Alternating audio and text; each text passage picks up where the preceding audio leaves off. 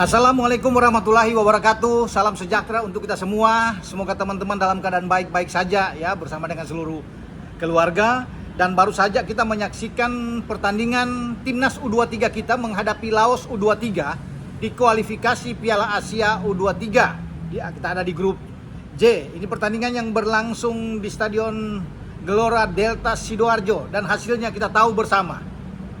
Tim asuhan Gerard Vandenberg gagal mendulang 3 poin.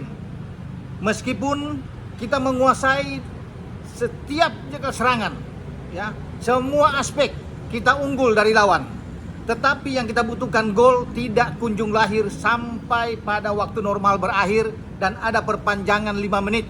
Kita tidak bisa memanfaatkan semua keunggulan di lapangan. Dan akhirnya kita harus bisa menerima kenyataan kita bermain imbang 0-0. Sayang sekali peluang menghadapi Laos yang mestinya kita bisa mendapatkan 3 poin, tetapi kita tidak mendapatkan itu. Dengan hasil ini, saya pikir memperkecil peluang kita untuk bisa lolos. Karena sebelumnya Korea Selatan menang 5 gol melawan Makau. Kalaupun kita bisa menang melawan Makau, dalam 3 hari ke depan, kita terasa sulit untuk bisa mengalahkan Korea Selatan kalau melihat kita bermain seperti melawan Laos. Jadi, pemandangan ini hampir sama seperti di Piala AFF kemarin, ketika kita kesulitan untuk bisa mencetak gol ke gawang Filipina, ke gawang Malaysia, termasuk juga ke gawang Thailand, apalagi di final menghadapi Vietnam. Dan itu tergambar dalam pertandingan melawan Laos, ya. Dan Laos walaupun mereka bisa mendapatkan kartu kuning mungkin sekitar 7-8 pemain, tetapi mereka tidak peduli. Yang penting hasil akhirnya mereka mampu menahan Indonesia bermain imbang. Itu target tujuan utama dari Laos.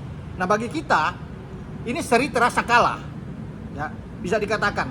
Kalaupun kita hanya bisa mendapatkan poin 4, katakan menang melawan Makau nantinya dan imbang lah katakan melawan Korea, ya, kita sulit untuk bisa lolos, untuk menjadi runner up terbaik.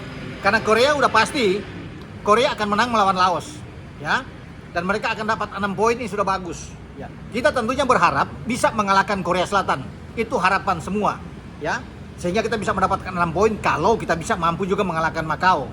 Tapi sekali lagi, Korea tentunya levelnya beda jauh dengan Laos. Mereka lebih secara kualitas ketahanan fisik dan permainan mereka, kecepatan mereka itu jauh lebih bagus dibandingkan Laos. Dan kita akan sulit, ya. Walaupun belum bertanding, baru pada tanggal 9. Lagi-lagi berkaca dalam pertandingan tadi, kreativitas tidak ada sama sekali.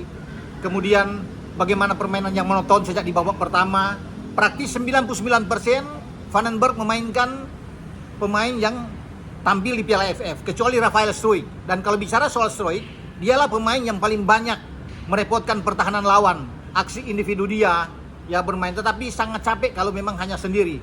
Itulah sebabnya kita perlu seorang Marcelino yang tidak ada di lapangan. Kita tidak ada kreator di lapangan. Kita berharap ke Arkan Fikri. Oke, ada beberapa momen Arkan Fikri berusaha untuk bisa masuk, ya, dengan penetrasi dia, tembakan-tembakan dari luar, tetapi itu tidak cukup.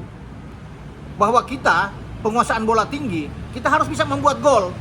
Pergantian pemain juga terasa agak sedikit janggal kalau menurut saya, ya. Ya, ketika Ricky Pratama masuk misalnya dengan Hoki Caraka, Raven keluar dengan Kakang. Sebelum Frankie Misa juga ikut masuk dan Arjuna ikut dimainkan. Kita masih punya gelandang-gelandang yang kuat sebenarnya. Ada Ananda Raihan yang bisa bermain di tengah, ada Sanadin Faris. Kalau mereka dimainkan, kemudian Kakang Oke tarik keluar, Robi Darwis yang bisa turun ke kanan, ya. Sehingga di depan itu katakan Raven bisa keluar, ya. Rafael Struijk yang masuk lebih ke dalam, mendorong Doni untuk bermain ke depan aja, ke kiri. Kita bermain dengan 3 back nggak apa-apa, ya. Ada Kadek, ada Ferrari, dan juga dengan Robi Darwis. Sehingga kita bisa menumpuk di tengah itu lebih kuat karena kita penguasaan bola tinggi. Kita butuh kreator yang bagus. Nadine Faris bisa nahan bola, bisa masuk penetrasi ke dalam, yang beberapa kali bisa dilakukan oleh Arkan Fikri, tapi tidak cukup. Tembakan-tembakan dari Raihan Hanan juga masih bisa dimentahkan oleh kiper Laos yang bermain Kop Lobit Hak, ya. Itu bermain bagus di bawah Mister. Kalau tidak ada kiper ini, itu sudah beberapa serangan masuk, ya, ke gawang dia, tapi dialah menjadi penyelamat utama. Ada beberapa save yang dilakukan oleh Kop dalam pertandingan ini, terlepasnya dia mendapatkan kartu kuning. Tetapi dia berhasil membuat pemain-pemain kita frustrasi dengan penyelamatan yang dia lakukan sepanjang pertandingan melawan Indonesia U23. Jadi saya pikir sangat disayangkan ya, kita gagal itu bisa meraih 3 poin yang sebenarnya sudah di depan mata. Saya pikir kalau di tengah itu kita dipenuhin, Ananda Rayhan masuk dan Sanadin Faris ikut bermain, kita akan lebih oke bisa bermain, karena kan kita sudah punya, masih ada Arkan di tengah ya, ada Tony juga masih bisa bermain di tengah. Jadi pergantian pemain ketika Arjuna juga masuk tidak mengubah keadaan, tetap kita penguasaan bola tinggi, tapi pertahanan yang dalam dibangun oleh pemain-pemain Laos itu mereka berhasil. Karena kan tujuan mereka itu ya cukup imbang, karena imbang bagi mereka ada sebuah kemenangan melawan Indonesia. Kita yang terasa ya kalah dalam pertandingan ini. Ya walaupun ini kita jadikan pelajaran, tetapi memang ya sulit dengan hasil imbang ini yang terasa pahit buat kita ya kalau bisa melihat. Karena target utama kita untuk bisa lolos menjadi juara grup sulit. Berat sekali buat kita.